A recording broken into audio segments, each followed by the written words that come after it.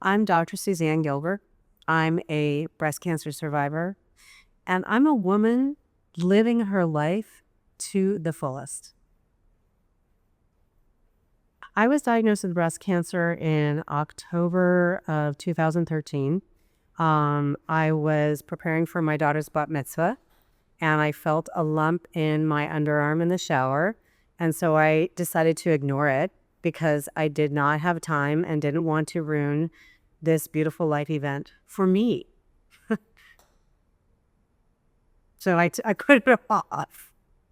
I actually found it in August, and I knew. I'm a gynecologist. I knew, and I'd had a normal mammogram like 9 months before. And then as soon as the bat mitzvah was over, I didn't tell anybody.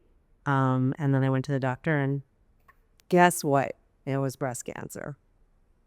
So I was given a choice in terms of my treatment plan. One of the first things that was done, especially because I was on the younger side when I was diagnosed, was genetic testing. And when it turned out that I was not a carrier of a genetic mutation that increased my risk, I was given the choice of having bilateral mastectomies or lumpectomy, radiation, and chemo prevention. And I decided to do what felt least radical to me, which was to do the lumpectomy, the radiation, and the medication. So I did my surgery. I recovered from that. I had some complications. I did 6 weeks of radiation, which was a lot. I was a working mom of 2 teenagers, and my ex-husband now was on the road working. So it was a lot. And then I finished that. And then I did 5 years of tamoxifen. It took me longer than 5 years to complete it because I had a lot of side effects that I wasn't enjoying. And when I got to the 5-year mark, it turned out that 10 years versus 5 years wasn't going to make a difference for me. And I was like, good, I'm done. I'm done now. So, the lowest moment for me was having to tell my children.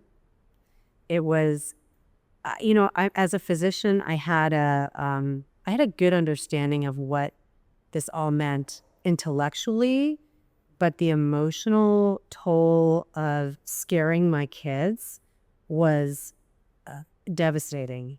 And I mean, it seared into my brain. We sat down with them. They were 12 and 15. And my daughter, my younger one, immediately freaked out.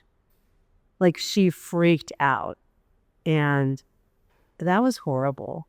That was horrible because your job as a parent is to protect your children, and to have to introduce something so scary to them that their mom was sick. She thought I was going to die. She was like, "Mommy, are you going to have to do chemo and you're going to lose all your hair?" And I was like, no. Like, I'm going to be fine. So I had to like really fake it because I also knew I was going to be fine. But to have to go through that and then inflict pain on your children, that was absolutely the worst. That was the worst thing. The thing that helped me the most was that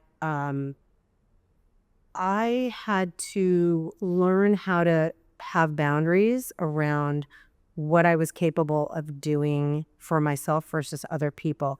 And, I do that for a living. So I'm not super great at boundaries around giving. And because it's one of the things that makes me feel good.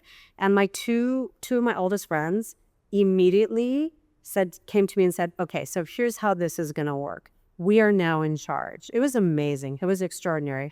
They said to me, "So the day of surgery, this is what's going to happen. We have a phone tree. Nobody can speak to you or your family unless they come through us." I mean, they made sure this was okay with me. "And this is the meal train, and this is how it works, and this is who's doing what, and this is your job is to take care of yourself and take care of your kids, period." And I will say that my now ex-husband was amazing too. He was super supportive.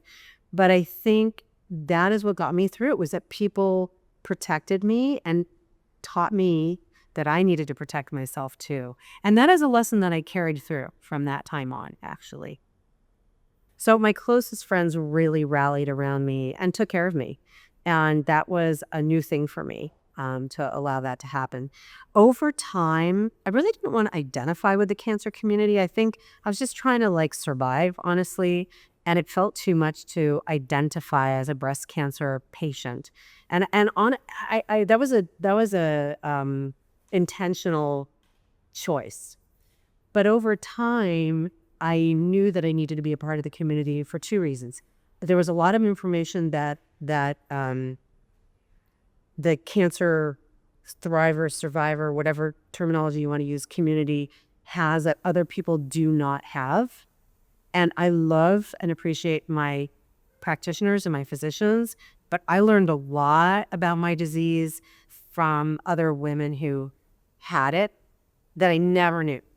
So I needed that information, and I also wanted to support and be around people who understood me in a way that nobody else was going to understand me. It's just easier. It's like it's a shorthand. You don't have to talk about certain stuff. People understand it, and you're also not trying to manage their response or their feelings about it, which is a huge relief. I mean, breast cancer absolutely changed my life. Luckily for me, for the better, for now. It made me much more aware of being present. It made me much more aware of where I was putting my attention and energy, where I was wasting my time, both with people, ideas, feelings, pursuits, thoughts.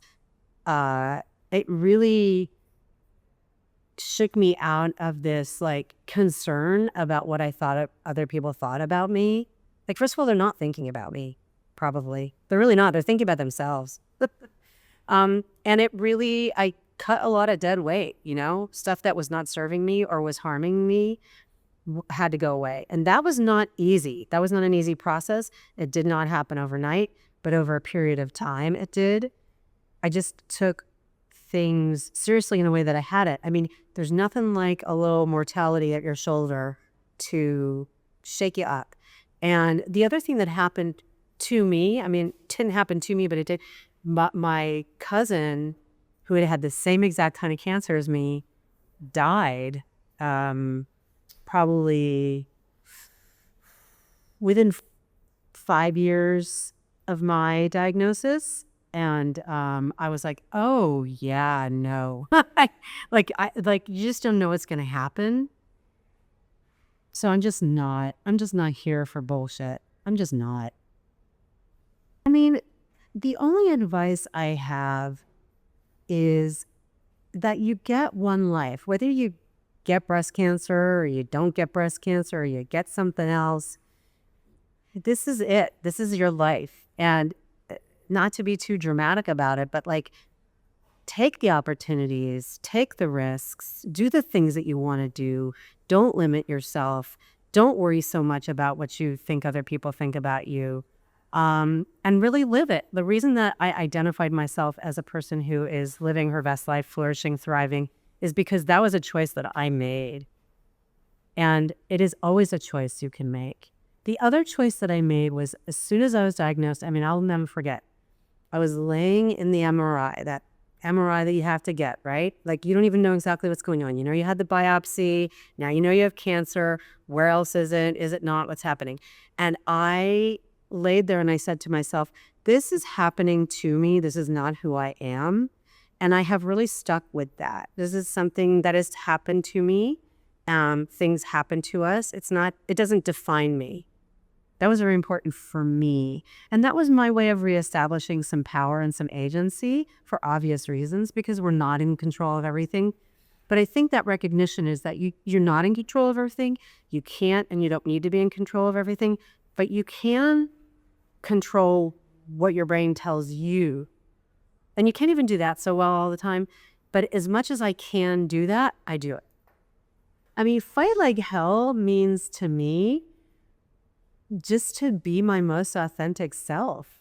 Like, I don't know why that feels like that has to be a fight, but I guess it does. I'm revealing something about myself. But fight like hell to stay you, to be you, to project you, to share you. That's all you got. Fight like hell.